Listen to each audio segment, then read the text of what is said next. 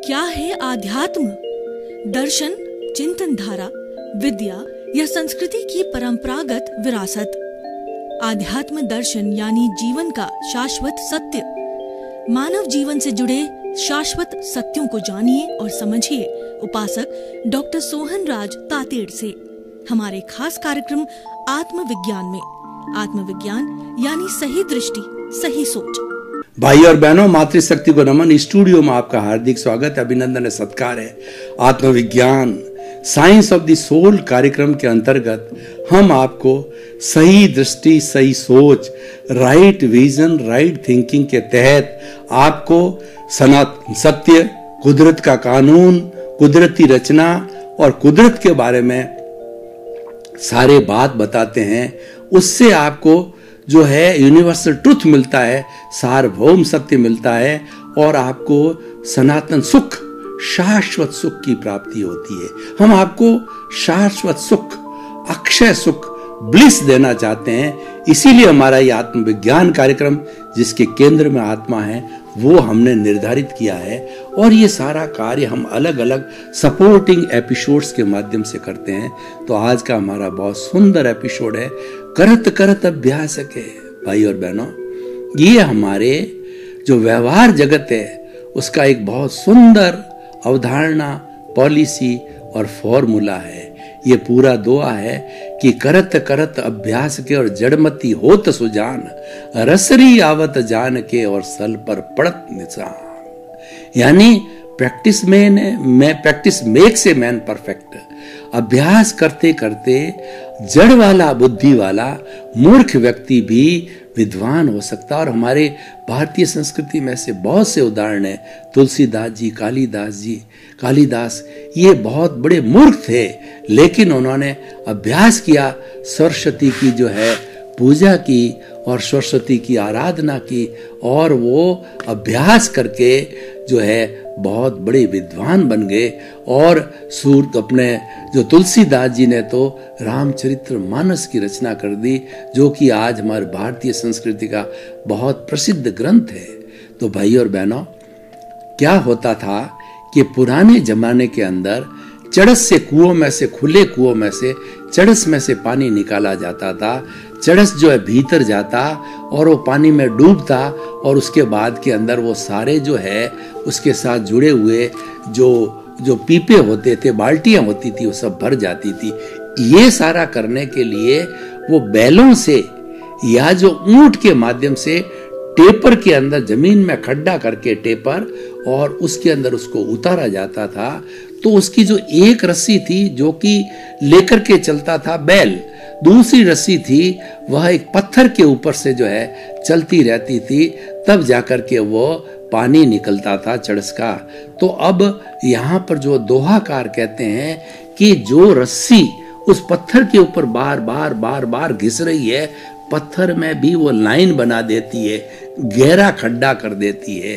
तो कहने का अर्थ क्या हुआ कि अभ्यास करते करते पत्थर भी घिस गया। अभ्यास करते करते जो जड़ होता है, मूर्ख होती है, वो विद्वान बन जाता है। तो जीवन में हमें अभ्यास को नहीं छोड़ना चाहिए। हमारी बोलचाल की भाषा में ये पुरुषार्थ कहते हैं। वैसे तो क्या है कि मनुष्य पूर्व जन्म से जो है वह कर्मों के अनुरूप जो है अपना परिणाम साथ में लेके आता है, लेकिन वह परिणाम कैसा आएगा हमको मालूम नहीं है। वह हमारे भविष्य की गर्भ के अंदर छिपा हुआ है। आएगा तो उसके अनुरूप ही, लेकिन जो है आएगा क्या हमको मालूम नहीं है। तो हम यहाँ पर निष्काम कर्म की थ्योरी लागू करते हैं जीवन के अंदर, कि भगवान कृष्ण ने गीता के अंदर अर्जुन को उपदेश दिया, अर्जुन ने हथियार डाल दिए।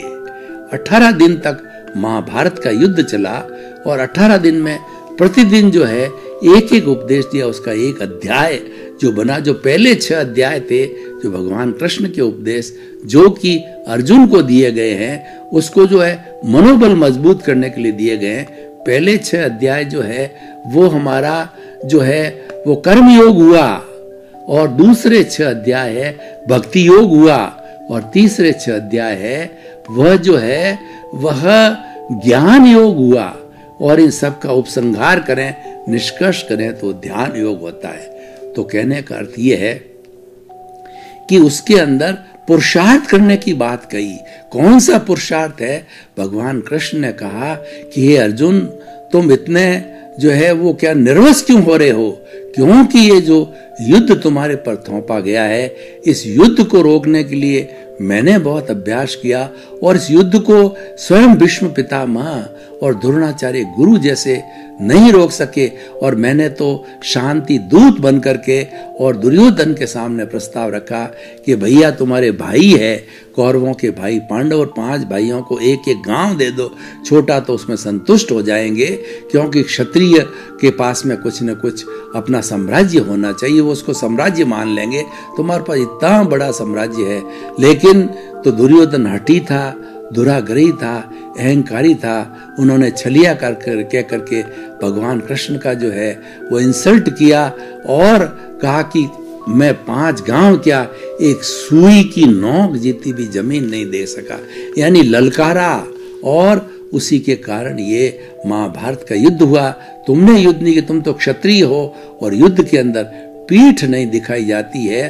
उन्होंने निष्काम कर्म की थ्योरी की कि तुम तो जो है अपने स्वरूप को जानो, मेरे स्वरूप को जानो, कि ये जो अर्जुन जो लड़ रहा है, ये अर्जुन तो निमित्त है, ये अर्जुन तो रिलेटिव है। तुम तो भीतर बैठे हुए जो शुद्ध स्वरूप अर्जुन का है उसको पहचानो, और मेरे भीतर बैठे हुए उस शुद्ध स्वरूप को जानो।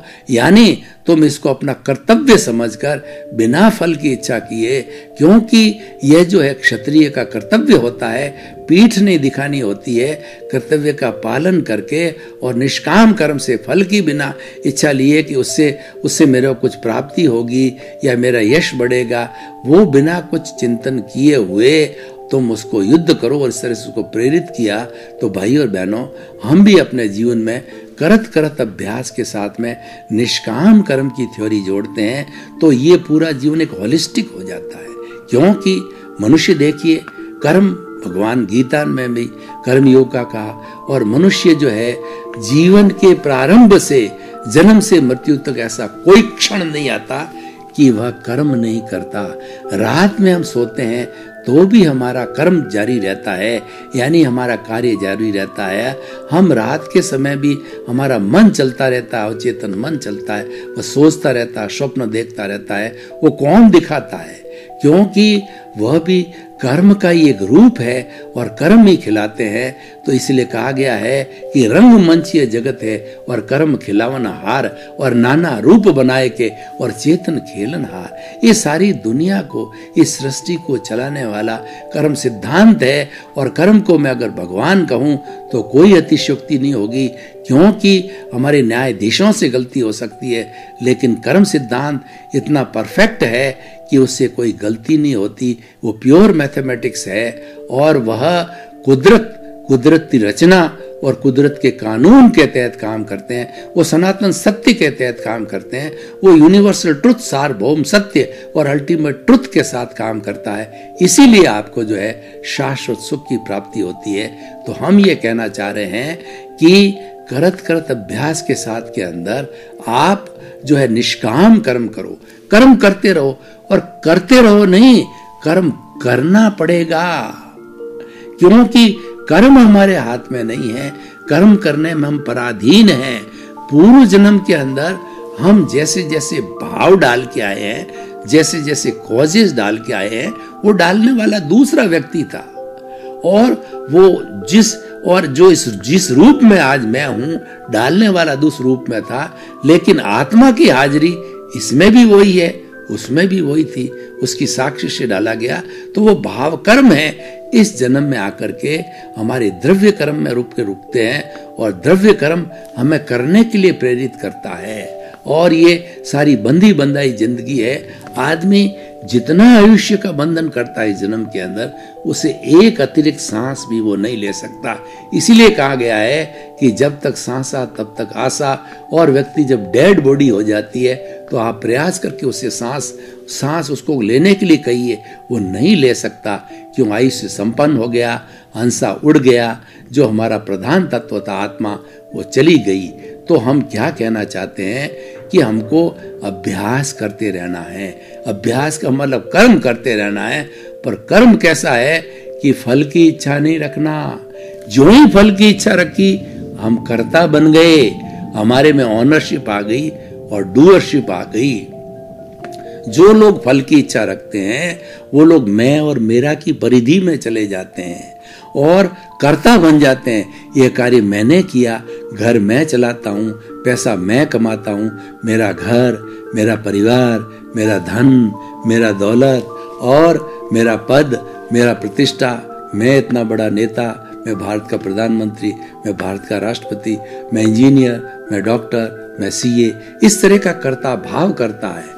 और उस कर्ता भाव, और जबकि वह कर्ता हो ही नहीं सकता, क्योंकि जिस दिन वो जन्म लेता है शाश्वत सनातन सत्य के आधार के ऊपर वह प्रकृति के ताबे आ जाता है, वह कुदरत के ताबे आ जाता है। और कुदरत ने किसी भी प्राणी को कर्ता बनने का कोई ऑथोरिटी, कोई पावर ऑफ अटॉर्नी दी नहीं है। वह बनता है, वह उसका ज्ञान है, वह उसकी वेल्डिंग है और वह उसका अहंकार है। उसी वेल्डिंग और उस अज्ञान के वशीभूत वो जन्म जन्मांतर में भटकता है और उसके विरुद्ध व्यक्ति अकर्ता भाव रखता है।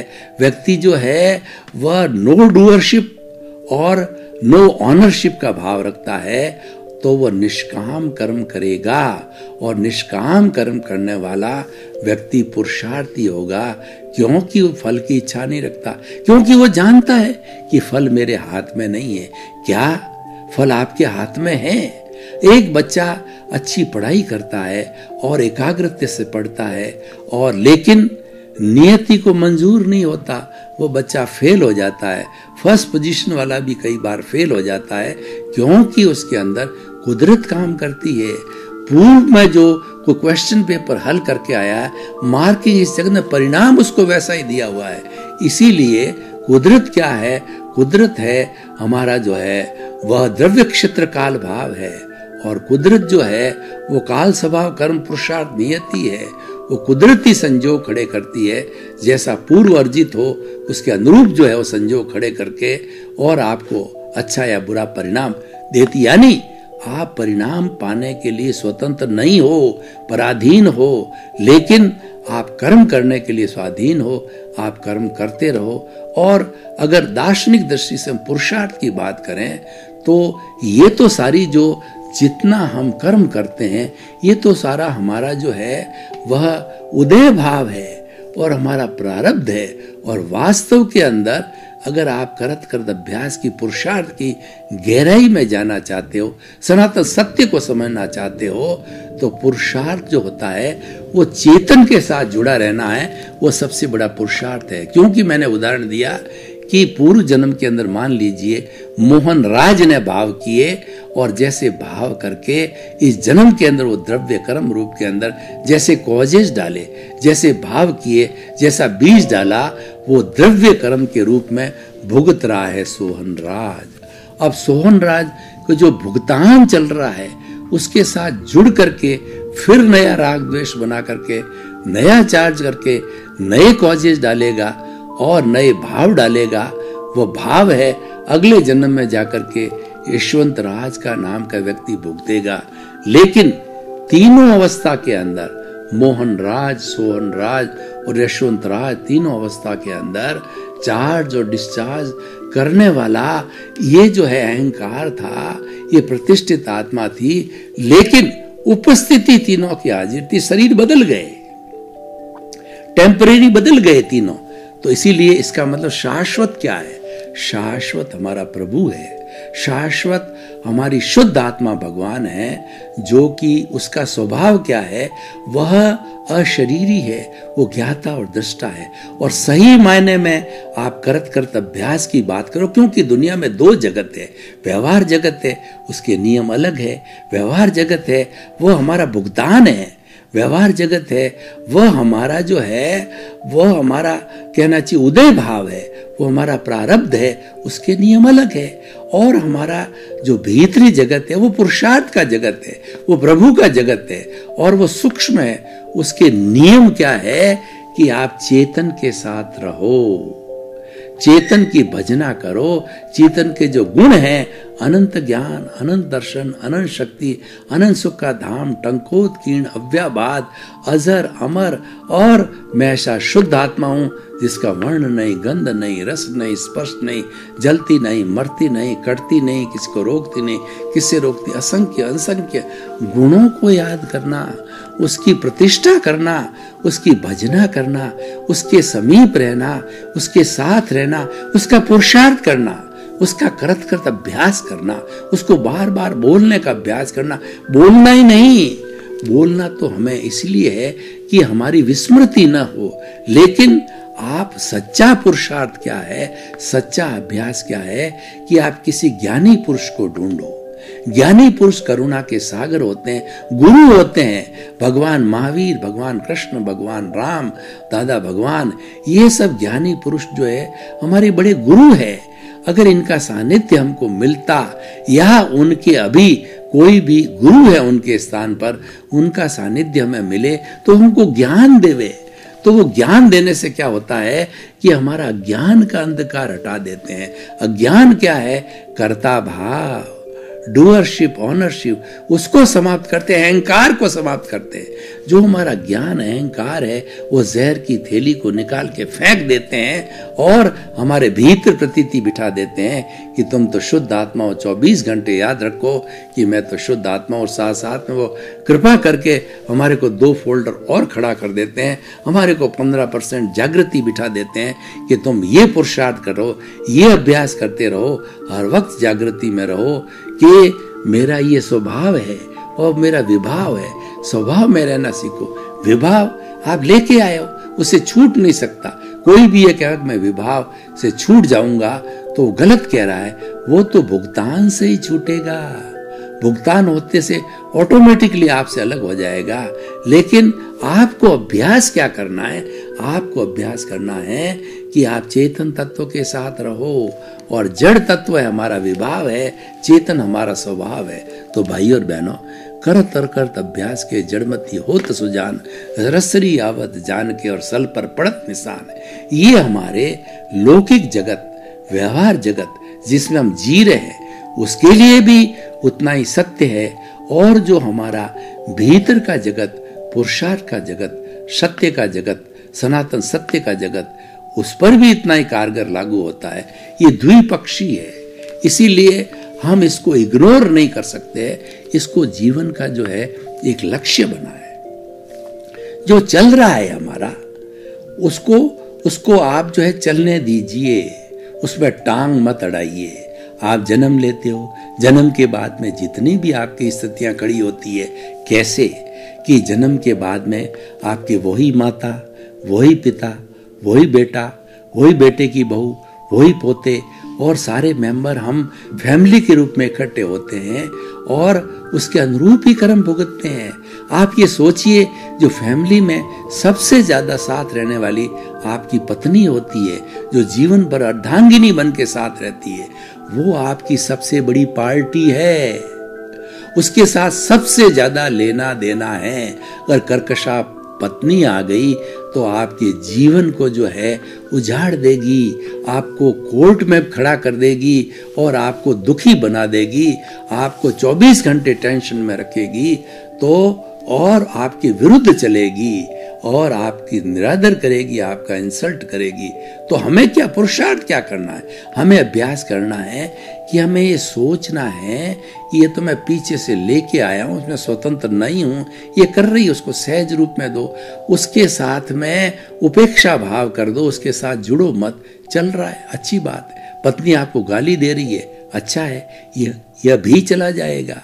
और वो आपको परेशान करती है, आप शांत रहिए। जब आप शांत रहना चालू कर देंगे तो पत्नी भी देखेगी कि मेरा बस इस पर नहीं चल रहा है, तो वो धीरे धीरे शांत हो जाएगी। इसका मतलब जो आपके सारे कर्म थे वो आपके समता भाव से जो है वो झड़ गए और आप शांत रहे। ये पुरुषार्थ है। वो उस वक्त शांत रहना, उसके साथ संपर्क नहीं जोड़ना, ये पुरुषार्थ मात्र जो है खड्डे खोदना ही पुरुषार्थ नहीं है, केवल परिश्रम करना ही पुरुषार्थ नहीं है। अपनी समझ को सही करना, अपनी ये दृष्टि का विज्ञान है। अपनी दृष्टि को सही करना वही सबसे बड़ा अभ्यास है। आप दृष्टि विज्ञान को समझिए कि सच्चाई क्या है। जो चल रहा है भोग उसमें स्वतंत्र हूं और मैंने उसमें टांग अड़ाई तो मेरी टांग टूट जाएगी। कैसे?